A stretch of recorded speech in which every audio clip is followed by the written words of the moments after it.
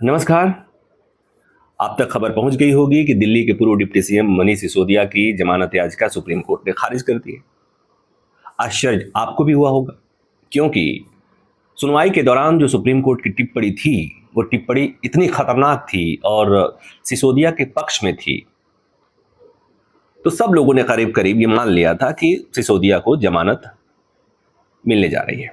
लेकिन आज जब कोर्ट ने फैसला सुनाया तो कोर्ट ने कहा कि चूंकि इस घोटाले में, जो कथित घोटाला है, जो आबकारी नीति से जुड़ा हुआ घोटाला है, उसमें 338 करोड़ रुपए का लेन देन हुआ है और उस लेन देन को लेकर जांच चल रही है।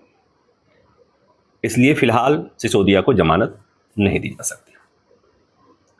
अब कोर्ट ने एक और बात कही है कि 6 से 8 महीने के भीतर इस मामले में ट्रायल पूरा हो, और अगर ट्रायल में विलंब होता है तो सिसोदिया को यह अधिकार होगा कि 3 महीने के बाद एक बार फिर जमानत के लिए कोशिश कर सकते हैं, जमानत याचिका लगा सकते हैं। मतलब ये कि कम से कम 90 दिन मनीष सिसोदिया को जेल में ही रहना पड़ेगा, जेल में ही बिताना पड़ेगा।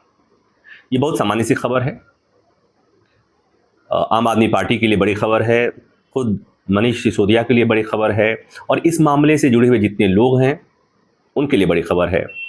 आम आदमी पार्टी के लिए, मनीष सिसोदिया के लिए, अब संजय सिंह के लिए भी, और बाद में अगर इस मामले से जुड़े हुए और लोगों को भी अगर ईडी या सीबीआई इस मामले में आरोपी बनाती है तो उनके लिए भी। क्योंकि आपको पता है कि ईडी सुप्रीम कोर्ट में कह चुकी है कि वो आम आदमी पार्टी को भी इस मामले में आरोपी बनाने पर विचार कर रही है। वो तब कही थी जब सुप्रीम कोर्ट ने खुद कहा था कि आम आदमी पार्टी को इस मामले में आपने आरोपी क्यों नहीं बनाया। अगर किकबैक मिला है, पैसे का आदान प्रदान हुआ है, पैसा पार्टी को मिला है, तो पार्टी को भी इसमें पक्षकार बनाया जाना चाहिए, आरोपी बनाया जाना चाहिए। और उसके बाद से ईडी ने कहा था सुप्रीम कोर्ट में कि आम आदमी पार्टी को भी आरोपी बनाने पर विचार हो रहा है। तो अब 5 तारीख के उस सुनवाई को पर ध्यान दीजिए। 5 तारीख को जो सुनवाई हुई थी, सुप्रीम कोर्ट ने ईडी से जो सवाल पूछे थे, जस्टिस संजीव खन्ना ने जो ईडी से सवाल पूछे थे, उन सवालों पर एक बार फिर गौर कीजिए। सबूत कहाँ है? पैसे का लेन देन हुआ है तो वो पैसा किसको मिला है, वो पैसा कहाँ गया है? सिसोदिया के खिलाफ सबूत आपके पास कहाँ है? जिन लोगों के बयान के आधार पर आप जांच आगे बढ़ा रहे हैं, जांच कर रहे हैं, उनके बयानों पर कितना भरोसा किया जा सकता है? वो तो सरकारी गवाह है, इस मामले में खुद आरोपी रहे। आपको याद है कि दिनेश अरोड़ा, विजय नायर, इन्हीं लोगों के बयान पर यह केस आगे बढ़ रहे हैं। दिनेश अरोड़ा ने जो बयान दिया था, सरकारी गवाह बन चुके हैं इस मामले में। उन्होंने जो बयान दिया था उसके बाद से आपको याद होगा कि संजय सिंह की भी गिरफ्तारी हुई थी। कोर्ट ने यह भी पूछा था कि आपके पास क्या सबूत है? अगर लेन देन हुआ है तो पैसा तो कहीं गया होगा, और जब तक पैसा आरोपी के पास नहीं पहुंचा है तब तक आप उसके खिलाफ कोई कार्रवाई नहीं कर सकते। फिर उसमें कोर्ट ने यह भी कहा था कि कब तक आप किसी को अनिश्चित काल तक सलाखों के पीछे नहीं रख सकते, और भी बहुत सारी बातें कही थी। अब उन टिप्पणियों का कोई मतलब नहीं रह गया। तो बहुत लोगों के मन में यह सवाल होगा कि कोर्ट की टिप्पणी कुछ और, फैसला कुछ और क्यों? तो यह पहली बार नहीं हुआ है। सामान्यतया कई बार, अक्सर अदालतों से जो टिप्पणी आती है वो आरोपी के पक्ष में आती है, और जब फैसला आता है तो बिल्कुल उसके उलट आता है। मामले गिनाने की जरूरत नहीं है। अदालत में जजेज कई बार ये कह चुके हैं, रिटायरमेंट के बाद भी कुछ जजों ने टिप्पणी कर रखी है, ये बातें कही है कि कई बार जो सवाल पूछे जाते हैं वो सवाल इसलिए पूछे जाते हैं, टिप्पणी इसलिए की जाती है ताकि केस आगे बढ़ सके, ताकि आर्गुमेंट आगे बढ़ सके। इसलिए अदालतें इस तरह का सवाल पूछती हैं।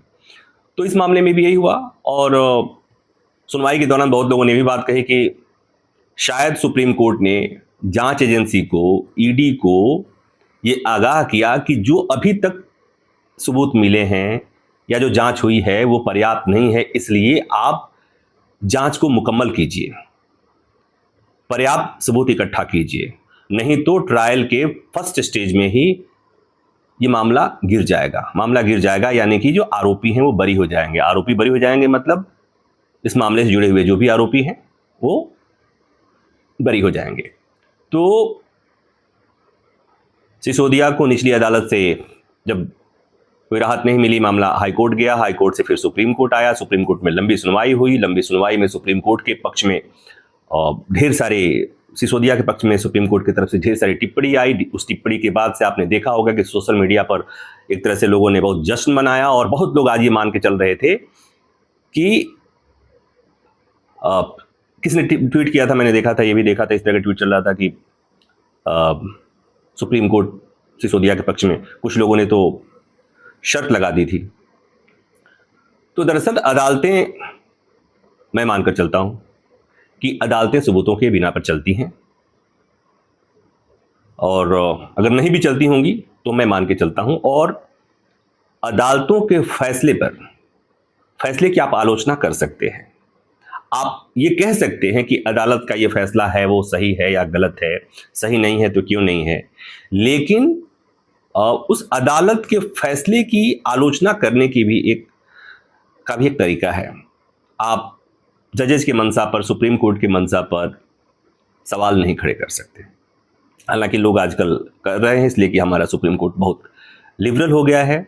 तो जिस दिन सुप्रीम कोर्ट ने ईडी के खिलाफ सख्त टिप्पणी की कि आपके पास सबूत नहीं है, आप ये साबित नहीं कर पा रहे हैं, अभी तक आपने ये नहीं बताया है कि जो इस मामले में किकबैक्स मिले हैं, जो पैसे मिले हैं, वो सिसोदिया के पास कैसे पहुंचे हैं कि नहीं पहुंचे हैं, अगर आपने जो आरोप लगाए हैं, आप जो बातें कह रहे हैं, 200 करोड़ 100 करोड़ की बातें जो आप कर रहे हैं, वो केवल कहा सुनी की बातें हैं या इसके पक्ष में कुछ आपके पास कुछ सबूत भी हैं। कोर्ट ने तब ये भी कहा था कि अगर कोई पॉलिसी बनती है सामान्यतया तो पॉलिसी खराब और अच्छी हो सकती है, किसी पॉलिसी का खराब होना कोई अनियमितता नहीं है जब तक कि उसमें पैसे का लेन देन नहीं हो।